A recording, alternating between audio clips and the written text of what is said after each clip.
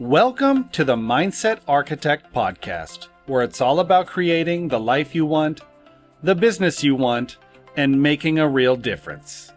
Join us in unlocking the code to true success. And now your host, Tony Caliendo, Master Coach with Rethink Coaching. Welcome to the Mindset Architect Podcast, episode number 138. I'm Tony Caliendo, author of Less Over More and executive coach here at Rethink Coaching. As always, thank you so much for being here and sharing your time. Time really is our greatest asset. And the fact that you're willing to share your time with me today truly does mean a great deal. Let's go ahead and jump in because today's topic, like all others, is really something that I believe everyone needs to hear.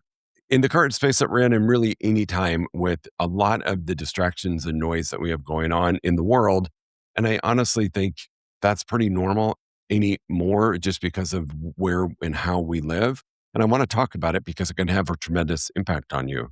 You know, most people don't burn out because they're not capable. They burn out because they never defined what enough looks like. And when you don't have that definition of enough, you just keep adding more work, more pressure, more goals. And that can become exhausting. And at some point, that adding more stops working. I want to talk to you about how to recognize that today as we move forward through this episode together, and the power of knowing what your enough is and what a limit is that is good for you, and what you're doing to guard the activities and time that you spend so that you can have balance and not get burnt out or frustrated or have extreme anxiety about your ability to get to the goal that you wish to have and the success that you wish to have. So I know for me, I'm going to share this with you. I think you all know that I'm working on several projects. The biggest one is the book, Less Over More. And we're getting really close to publication date, August 25th.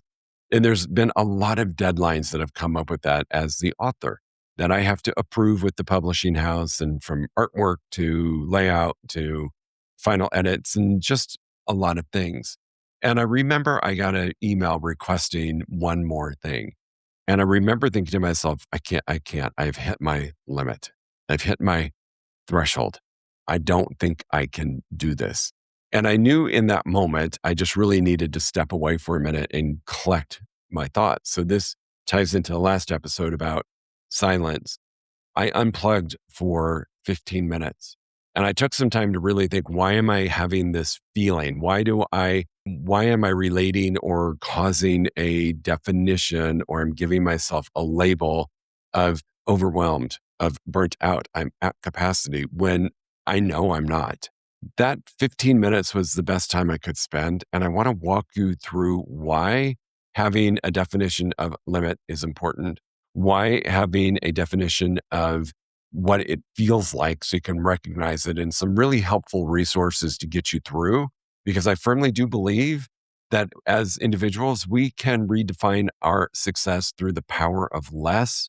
And that is such a valuable lesson. So stick with me. You're going to learn some great things today about what this really means. So you don't really have a capacity problem if you think about it. When you have that feeling that you've hit your limit, you really don't have a capacity problem. You really have an enough problem.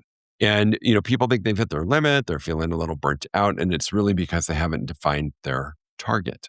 So for an example, when I was a coach at a previous company, and this is their model, no criticism, it's just how they operated and their business model, you were viewed as successful if you had a high client count, 40 or more. Really, I think it was like 38 or more was really viewed as important. And as I transitioned into Rethink Coaching and leading it, I redefined what my enough was. Old company, 35, 38. I was carrying, I think, 42, 43 at the time that I left. And I carried that over. And that started to make me feel very overwhelmed. It started to make me feel like I was at capacity. And what I realized is I didn't set a definition of my enough. For me, my enough is 18 powerful one-on-one coaching clients that are focused, that are on point, that are coachable, that have a strong desire to do something different, versus a larger amount of clients that are a little bit diluted. Again, nothing wrong with that. There, you could also look at it in terms of your enough as your income. What's enough? Because if we don't have a definition, our brain is going to talk us into just doing more. Do more because more feels safer, better, and successful. Let's just say you have a enough limit of income of $500,000 a year. It's a great number. If I don't have that, my brain is going to push me to do more, and I'm going to feel like I've maxed out, that I've gotten to capacity, I've hit my limit, because I'm going to keep pushing past that 500 because my brain didn't know that 500 was my enough target. So I would invite you to take a look at your business and define what is your enough. What is your enough in terms of clients? What is your enough in terms of income? I'm not saying that we don't want to shoot to exceed that. What I am saying is that we have to have a clear definition of it, or your brain's just going to push you to constantly do more because we've been programmed to think that more is the path to success. More is the way that we feel safer, that we feel better about who we are and what we're doing. So enough isn't about settling. It's really just about targeting. And when you have those targets in mind, it makes everything so much easier. It makes decisions about what you're going to bring in or what you're going to exclude way easier to handle. That's number one. Number two, there's a hidden cost of doing too much. I know this might sound counterintuitive, right? We've been trained just do more, do more, do more. The reality is that there is a cost. Doing more doesn't just dilute your results, it actually blocks them. And I want to talk a little bit about that. You've got, when you're doing more and you're doing more for the sake of doing more, right? You're splitting your focus. You're not as effective or efficient as you could be if you were focused on fewer right things, the fewer right more. When you're focused on that, it makes everything easier because you know exactly what you should be doing. When you don't do that, right, when you're just doing too much, it really has an emotional toll, stress, frustration, constant feeling of being behind. Is if you're feeling like that right now, I promise you it's because you are doing too much versus doing the right more. You're doing a lot of the wrong more for the sake of doing more. There's an opportunity cost as well. I firmly believe when you're not focused on the specific activities, eliminating the wrong, you're clogging the way. There is no room in your world for more right things to show up. And so there is an opportunity cost associated with that. I think this happens a lot when, the hidden cost of doing too much, when we're feeling overwhelmed. And overwhelm to me is an emotion and energy, a feeling. And you know that I believe that that is triggered by a thought. All right. So thoughts drive feelings, energies, emotion, which impact our actions, which generate our results. And if we are having this feeling, energy, or emotion of overwhelm, we want to go back and take a look. What's the thought I'm having right now that's causing me to have this feeling? And the thought, if you haven't defined your enough and you are not paying attention to everything that you're doing and scaling back to meet your enough, then the thought is going to be your default thought, which we've all been trained to do, of just do more. Do more. It's safe, right? It's all those things that we talked about. It's safe. It's better. It's what makes me successful. And so that can cause that feeling of overwhelm. We go back and reprogram that thought of, hey, I know what my enough is, and I know what I should be doing, and I take a look at what I'm doing. It's going to help eliminate or remove that feeling of overwhelm. In that moment where I was feeling that, and I was like, okay, I've reached my limit, I'm about to crack. And I took the 15 minutes to just take a breath. I was able to stop. I was able to pause. I was able to build in some really strategic thinking time and ask myself, what am I doing that doesn't really matter? And can I get rid of it? What am I doing that could be delayed for a week or two or three that if I did that would create the space for the right things for me to do? So I just want you to think about, there is a cost of doing too much. And we find ourselves in that too much, do more when we do not have a limit or a definition of what your enough is. Number three thing that you might be experiencing when you're in this overwhelm, you've done too much, you don't have a definition of your target, is that you might be experiencing burnout. And burnout is simply just a signal, not failure. We've talked about this before, yet I think it's really important when we're feeling this in this moment that burnout is not weakness. It's really just the best feedback you could have. In that moment where I was feeling all those things, I was feeling a bit of burnout as well. I was like, I just can't keep doing this. I'm feeling burnt out. And what was happening is my thoughts were, I can't handle this. But the second I reframed and I went to work about eliminating things that didn't need to be done and items that I didn't need to be doing, I realized that it wasn't that I couldn't handle more. It was simply that things were misaligned. Things were in my schedule that didn't belong in my schedule. Things were in my schedule too early, or I could delay them. I was doing too many things. But the most important thing is I was doing some things that were driving results because I've always done them. And I'm in a different place now with the different projects I have going on, similar to where you might be.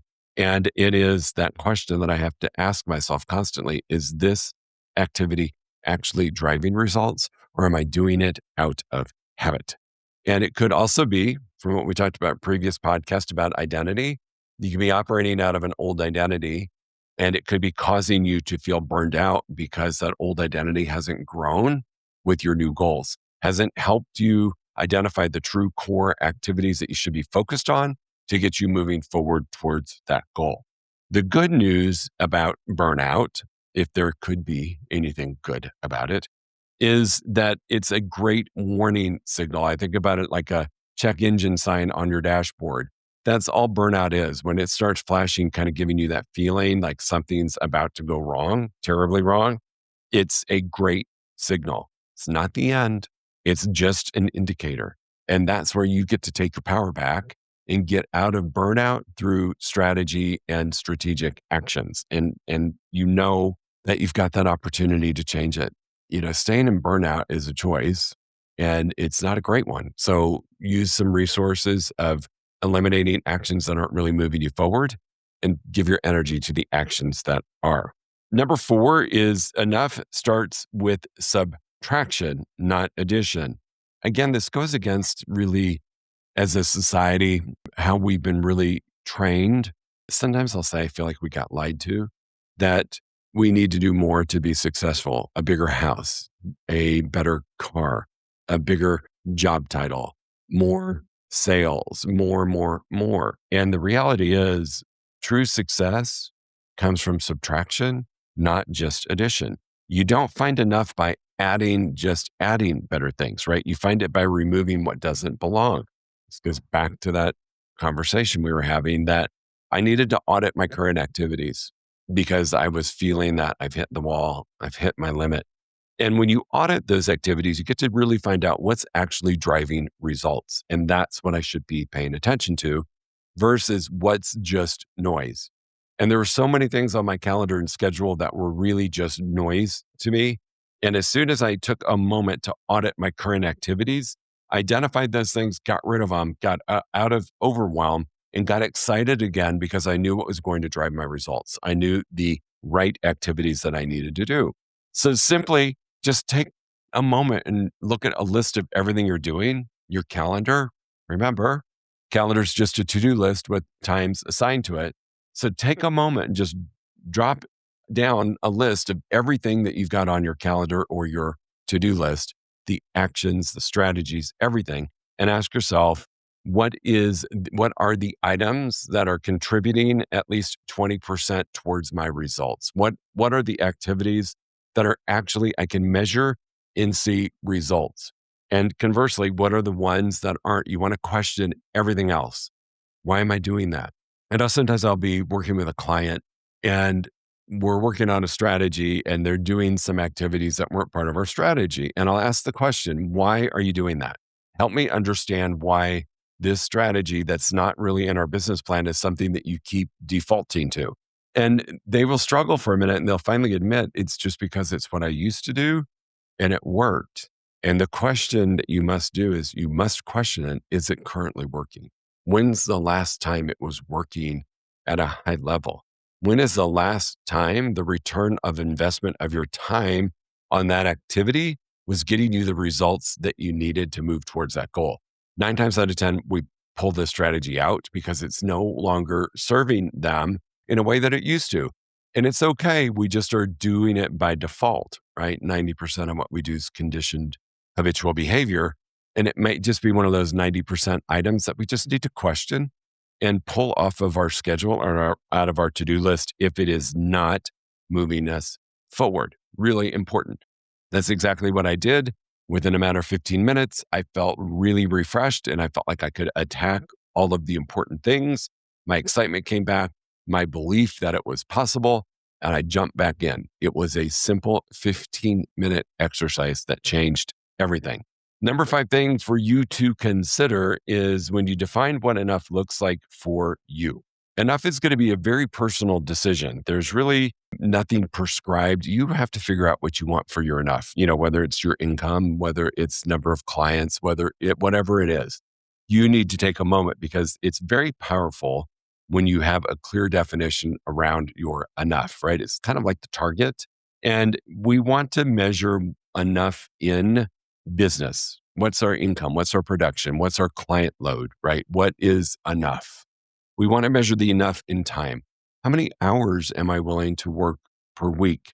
How much time do I want to have just availability to enjoy the rewards of my work, to enjoy the money I'm making, to enjoy the life that I'm creating? I want to know what is my enough in time. This is a big one. I think if you're an entrepreneur or even a corporate executive, this comes up a bit because we feel compelled to outwork other people. When I was in corporate America, the belief was you arrived at work before your direct report, your boss, and you left after them. It was just part of the culture. And I think about that now and I think, my gosh, how silly is that? And as a leader, if my employees, my team can get stuff done in a shorter amount of time and they're done at 3:00, I don't need them to stay until 5:00 or until I'm done.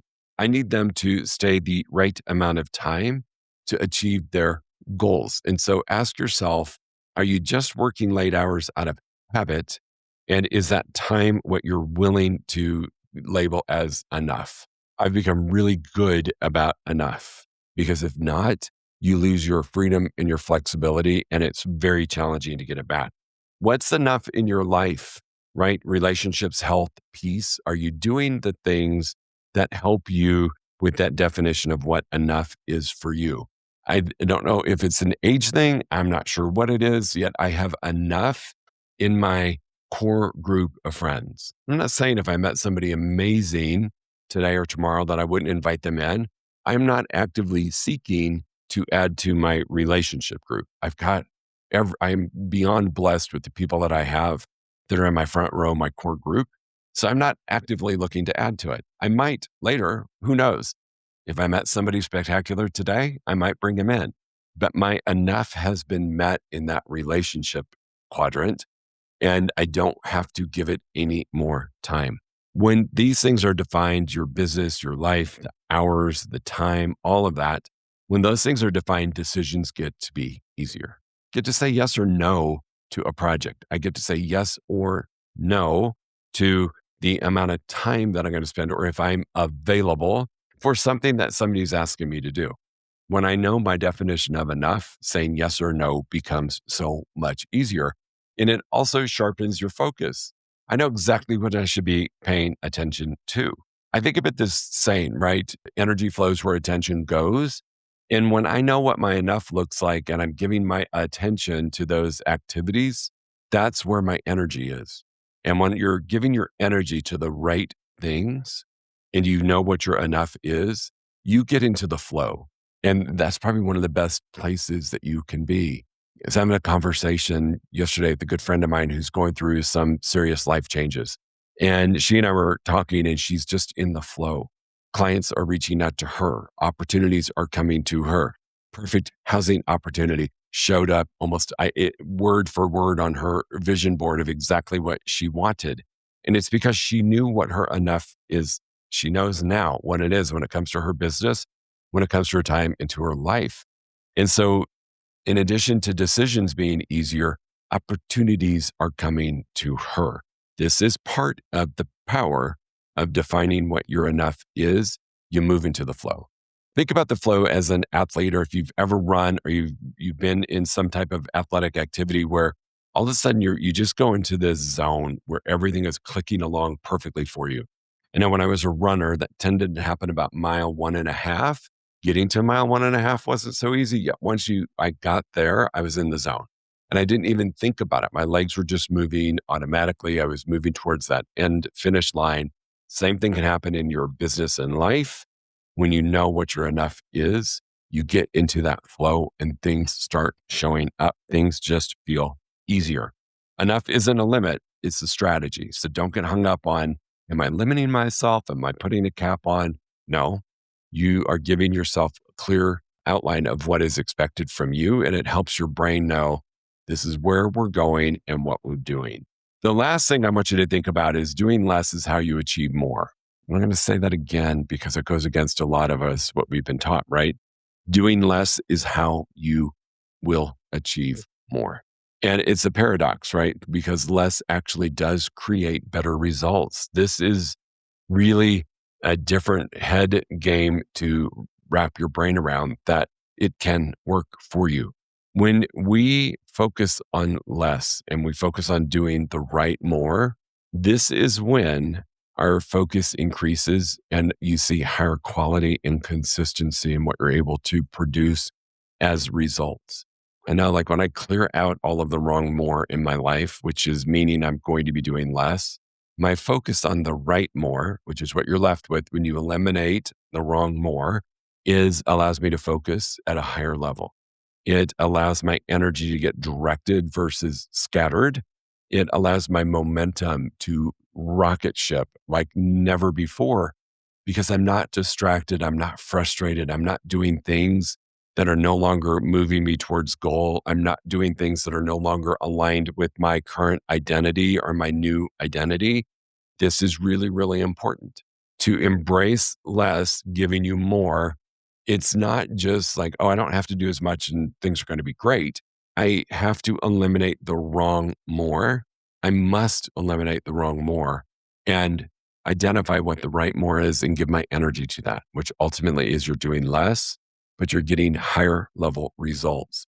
I have a client right now that I coach that took this philosophy to heart last year.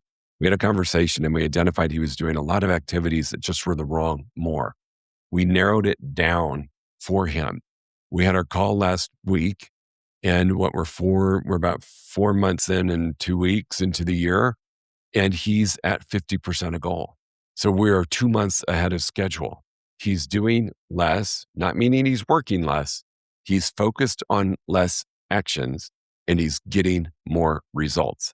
That's the win in doing less allows you to achieve more. It's not just doing less. It's focused your energy and attention on the right more. He's making better decisions. You will make better decisions. You will receive better actions. Better actions give you bigger outcomes. You don't need more to win. I can't say that enough. I'm going to ask you the next time you say, well, I just need to do more, that you really question it. Is it the right more? Is there wrong more that I can eliminate and leave more space for the right more? Like reallocate that time that you were spending on those wrong more activities to the actual activities that will move you, and you'll get bigger results. How couldn't you? If you reallocate your time to the things that work and that you enjoy, that don't cause burnout and frustration, you're going to crush it. And just like him, he's doing a great job this year. He's enjoying time with his family. He's enjoying his business. He's actually having fun again. So less is not about doing less for the sake of it. It's about doing less of what doesn't matter. I want you to know that when you get to enough, everything starts to work again. A couple things for you to just embrace. It's a different way of thinking.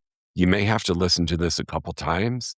When we redefine success through the power of less, it changes everything. It allows you to have the life that you want, the business you like, the life you want, the business you want, and to just enjoy things at a higher level, all while receiving more. All right, team, go make it a great week. We will talk to you soon.